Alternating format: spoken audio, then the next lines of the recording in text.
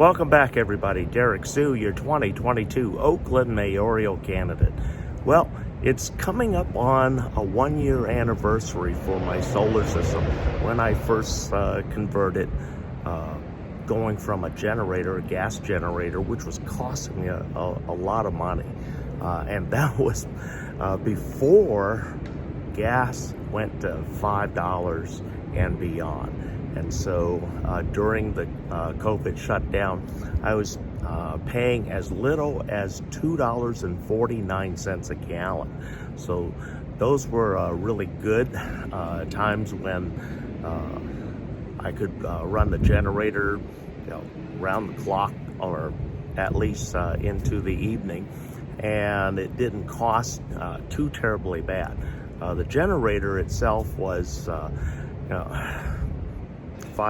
little over $500, and so but then the noise factor, it's annoying, and then also the risk, because it was a portable and also a real high-end inverter generator. It's subject to being stolen very easily, because the value of a generator in a homeless encampment is priceless. And so anyway, I was always concerned with people stealing that. And then once I started going to solar, my gas requirements started really dropping off. I've been really happy over the past year. Yes, there was a learning curve, and we're still going through a learning curve, but the good news is I am even bigger believer of solar renewable energy. And it's this year you're going to kind of watch how I do things. I'm actually going to have the exact same power as you would in an apartment or a 2-bedroom condo. So I'm going to have the same 100 amp service feed, but everything's going to be provided by solar. And so when we're completely done, we're going to have on our new array that I'm currently building, plus what's on my shelter right now, a total of 2.6 kilowatts being produced on a regular basis. And so that's during the summer, and then that'll be going into lithium, iron, potassium battery. So I'm going to be changing out that storage battery, because what I found with lead acid, that was a real weak point, and now I advocate against using any kind of lead acid or AGM type of battery. While they hold up, I've gotten a year of use out of this storage cell, but it's greatly diminished, and so it's not holding as much energy. I can barely run my microwave for one cycle.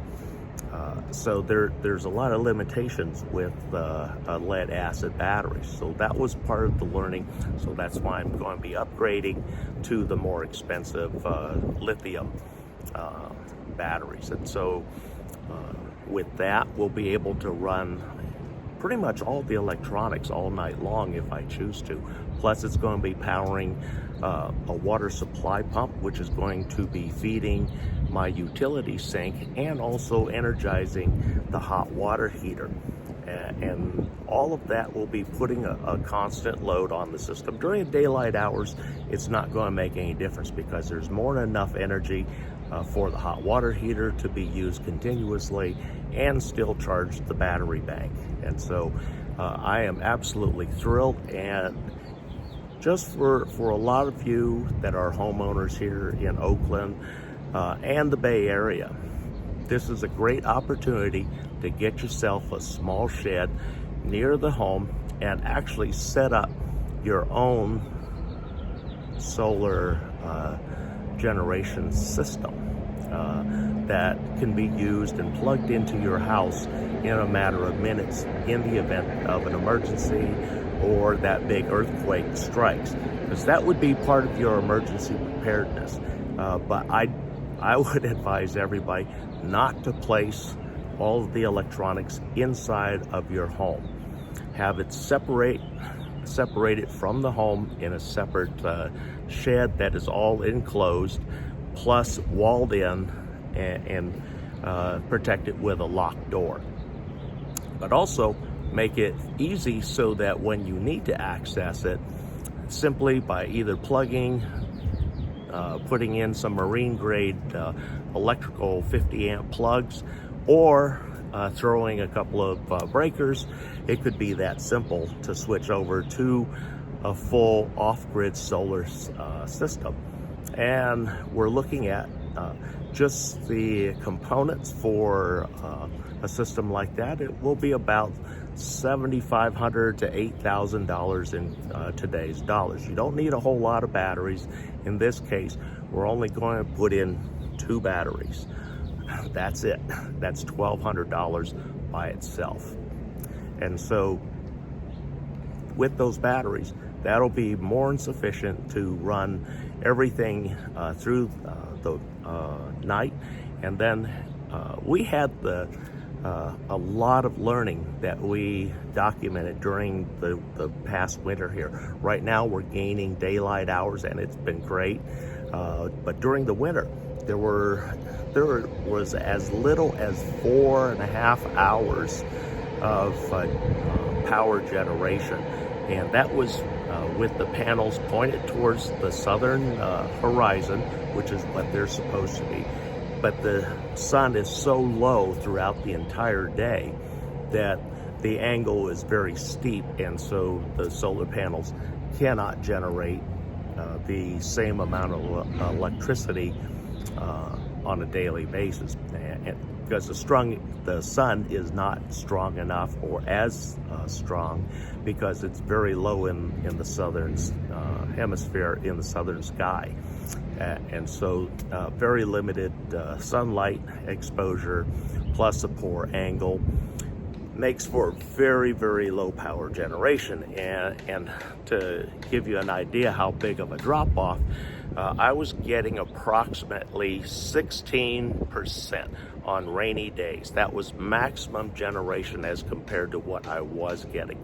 I was only getting 16%, so less than a fifth of the power, and in most cases on that point, I didn't have enough to recharge the batteries, and I had to run my generator as the backup to energize the system and put electricity into the batteries. So that was part of the learning curve, but we're going to be adding in more PV panels throughout the next few months here. I'm also, like I said, constructing an overhead array, which will also finish out into an enclosure for all the electronics and the batteries, so that it's not taking up space inside of my shelter, because every square inch is valuable.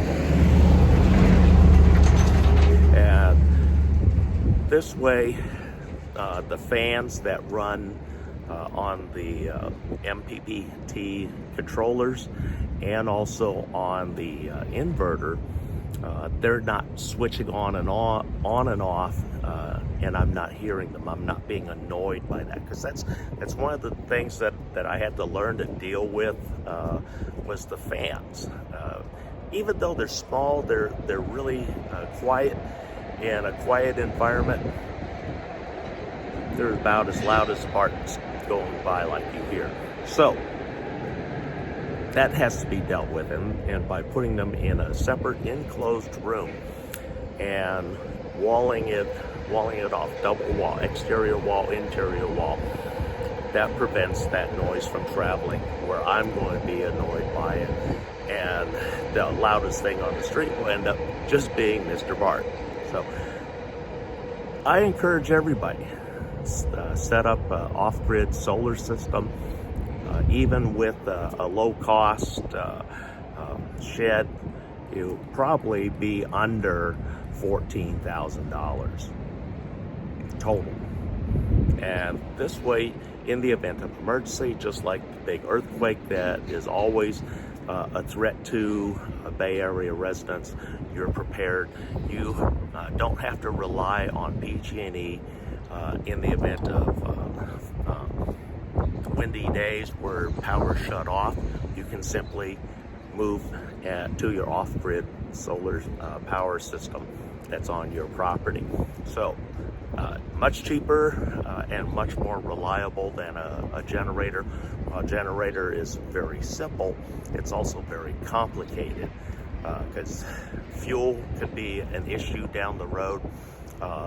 Putting on lots of hours onto that generator, because right now the generator that I purchased 2 years ago is worn out and it's ready for the junk pile because it's got that many hours on it. So generators wear out and then you have to buy another one. Whereas with a solar system, solar PV panel system, you have 25 years, up to 25 years of guaranteed solar electrical power generation. And the only shortcomings that may give you any issues, but they're very low maintenance, are the MPPT controllers and the pure sine wave inverters. One of the questions that I was getting is folks didn't realize that you could actually add more than one MPPT controller to create more energy for the system. In fact, the manufacturer in the book says you can connect up to 6 of the MPPT controllers that I currently use, which are have a maximum output of 60 amps each. And so I'm going to end up having a total of 4 installed in here by summer, and then all of those be energized by 180 watt PV panels that'll be ordered and installed on my array. I'll pause here a moment because we have a truck going by. So just to recap everything, we're going to be putting up a brand new array, a frame, and we're going to be framing in a small shed at the same time, having exterior wall and an interior wall, plus the roof, and then the solar panels will be mounted to that roof in its entirety. And what I'll be doing is transferring some of those, the existing PV panels, to that new array unit, and then putting in a solar water heater in place of where those previous PV panels that just got moved over. And we'll put a ultraviolet light, and it's heated by the sun. And so we can create 120 degree water via the sun every hour. We can create 25 gallons an hour of solar heated water.